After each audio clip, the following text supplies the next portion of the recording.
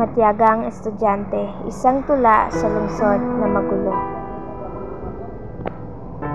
Puno ng problema, isang estudyante nagsisikap. May tapang at tiyaga sa umaga't gabi. Trabaho at aral kanyang hawag. Upang pangarap ay maabot, buhay ay makatakas. Sa init ng araw, sa pagod ay di iniinda. Pusong matibay, pangarap ang tanging dala. Pawis at luha sa bawat hagbang. Sakripisyo kay Rami sa tagumpay magdudugtong. Nagtapos sa senior high, sa wakas ay nakarating sa bagong yugto ng buhay, college ang aabutin. Kahit anong hirap siya'y di susuko. Mga sakripisyo'y alay para sa kinabukasan nito. Malayo man ang mga mahal sa buhay, sa bawat lungkod siya'y lumalaban.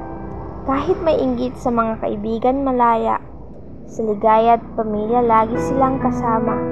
Ngunit ang pusong matapang, di napatinag kahit anong sakit, patuloy ang paglalakbay.